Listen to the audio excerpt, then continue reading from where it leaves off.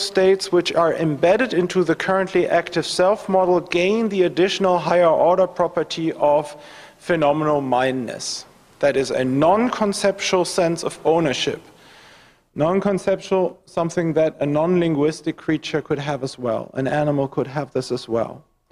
If this integration process is disturbed, different neuropsychological syndromes or altered states of consciousness result. Here are some examples. Consciously experienced thoughts are not my own thoughts anymore. You have that in florid schizophrenia. You probably have all heard about this. This is one of the main problems schizophrenics have. If you cannot integrate your own cognitive processing into your own self-model anymore, you cannot experience your own thoughts as your own anymore. How many of you know what unilateral hemi-neglect is? Happens every day in hospitals around the world. Somebody wakes up after surgery, thinks the medical students have made a particularly distasteful joke, finds a dead leg in his bed, tries to throw the leg out, falls out of bed with it, realizes the dead leg is grown to his own hip. The nurse comes, says, "This is not my leg." The nurse will say, "But then you should have 3 legs. Can you count?" Patient will say, "I cannot explain this, but this certainly is not part of my body, even if it is fixed to me." This is something that is very well documented and studied, and it's exactly the sense of ownership that is missing. In alien hand syndrome, my arm performs goal-directed actions without my own control. The interesting thing about that syndrome is that you have goal-directed actions, typically with a sense of intermanual conflict. The alien hand syndrome patient will pick up the phone and the other hand will slam the thing down and interrupt it. One hand will button down the shirt, the other hand will button it up. The interesting thing is that some patients even start to attribute personality to that limb because it's so obviously goal-directed. It's clear you can have goal-directed motor behavior which cannot be integrated into your conscious self model. Every day people come into emergency wards and say things like this: "Doctor, I am a robot. I am transformed into a mechanical puppet.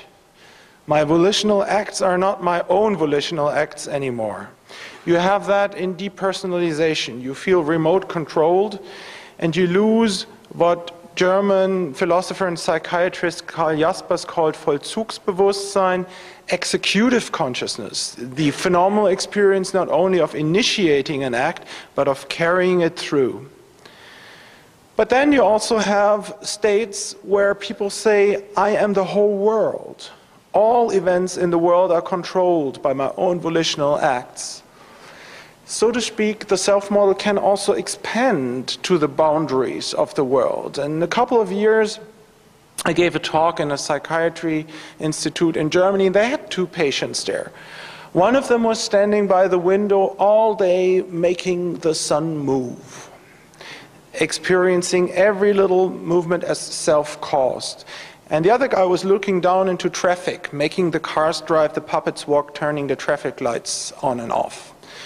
So there are phenomenal states in which every event that is consciously experienced is experienced as self-caused. And of course, every modern philosophy of mind has to account for all these phenomena, or it is not an interesting theory of mind.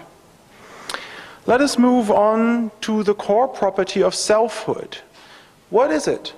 It's the existence of a single, coherent, and temporally stable self-representation which forms the center of the overall representational space.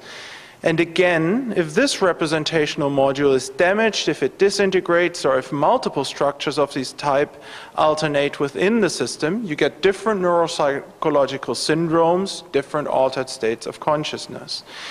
Here are some examples for you.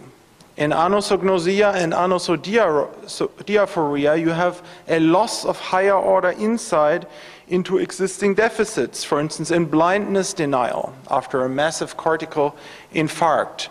Anton syndrome, you will have people who are totally blind. They will never see anything in their life, not because anything's wrong with their eyes, but because something is wrong with their brain.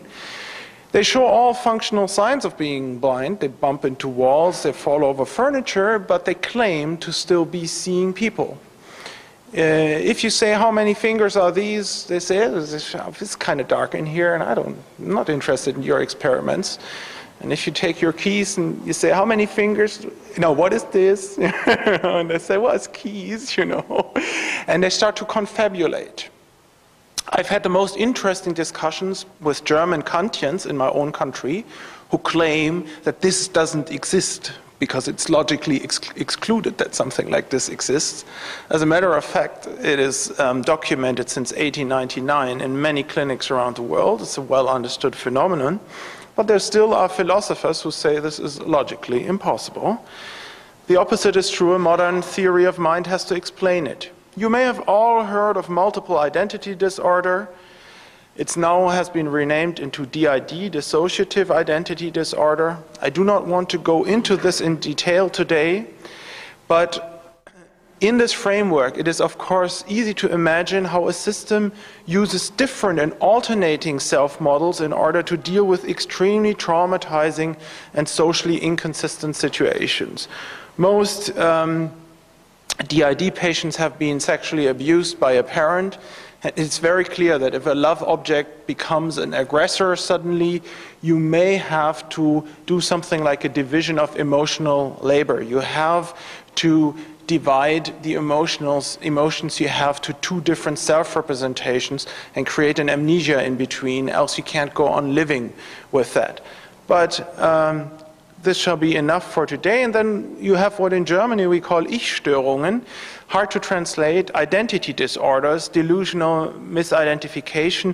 There's a large class of psychiatric disturbances which is accompanied by deviating forms of the conscious experience of one's identity. That is about how you experience it. That doesn't as such touch the philosophical issue of personal identity. Now, what is it to have a first-person perspective? The existence of a single, coherent, and temporally stable model of reality, one world, which is representationally centered around or on a single, coherent, and temporally stable phenomenal subject that is not only a self, but a model of the system as experiencing. This is not circular. I will come back to this point in the end. That is, if you have a model of the system as being tied to objects in the world through perceptual relations, through grasping behavior or something like that, then you get a perspective. The structural feature of the global representational space then leads to what I call a non-conceptual first-person perspective. Again, please note, you do not have to be able to think thoughts or speak a language to have that. A dog that has visual attention will have that. If this global representational property is lost, again, the phenomenology will change and you will get different neuropsychological syndromes or altered states of consciousness. Again, I've brought examples for you. You can have complete depersonalization. You can lose the phenomenal first-person perspective, and this can be accompanied by dysphoric states, by fear reactions, and functional deficits. There are some psychiatrists in Zurich who have developed a big statistical battery, and they have tested very different types of altered states of consciousness, drug-induced, psychosis-induced, through rhythmic drumming, many different stimuli, and have found what the etiology-independent functional clusters are in these altered states. And there's one very strong cluster which they call angstvolle Ich-Auflösung, dreadful ego dissolution.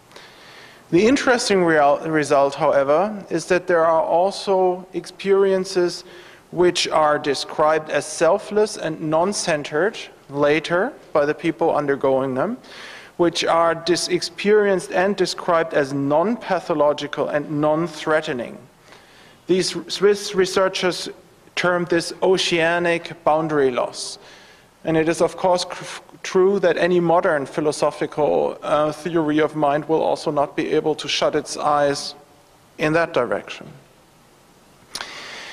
I will very, very slowly start to come to the end of my talk now by asking the two major questions. What is the central theoretical problem on the functional level of description? And then I will ask what is the central theoretical problem on the representationalist level of description. And I will briefly give you my own answers and we can discuss this. Here's the question. In which way does the phenomenal self model differ from all other phenomenal models currently active? Which functional property characteristically marks it out? How does it precisely become the center of the phenomenal space of representation? I mean, there's everything here: bottles, laptops, flowers. And the phenomenal model of myself, why is it the immovable center? Here's my answer. The self model is the only representational structure which is anchored in the brain by a persistent functional link. That is, by a continuous source of internally generated input, of input you generate yourself. Whenever you have anything like conscious experience at all, that is, whenever a stable and integrated model of reality is there, you also have this continuous source of internal proprioceptive input. There is something in your conscious experience now which is so invariant that it is almost unconscious. And it has something to do with the background sensation of your own body. There's a man at McGill University in Canada, Ronald Meltzer, who claims that there's a hardwired partition of the neural matrix underlying the spatial model of one's own body, which is independent of external input, and that becomes the center. That is, you have a part of your body image which is autonomously active, and 50 times a second tells you, this is me. Here are two empirical hypotheses from a philosopher, but you see, they're stolen. New results concerning pain experience in phantom limbs point to the existence of a genetically determined neural matrix, the activity pattern of which could form the basis of the more invariant aspects of your bodily self-experience. I just talked about that. Meltzer calls it the phylomatrix of the body image. So it's something we share with our ancestors. Then there is the Damasio story, which I'm sure many of you will know. There's a second empirical hypothesis which says that the homeodynamics as regulated by upper brainstem and hypothalamus generates this continuous source of input by which you feel yourself. I have termed this emotional embodiment, the way you are anchored in your emotional background state. Here's a quote from Ronald Meltzer. He says, "In essence, I postulate that the brain contains a neural matrix or network of neurons that, in addition to responding to sensory stimulation, continuously generates a characteristic pattern of impulses indicating that the body is intact and unequivocally one's own." He says, "I call this pattern a neurosignature. If such a matrix operated in the absence of sensory inputs from the periphery of the body, it would create the impression of having a limb even when that limb has been removed."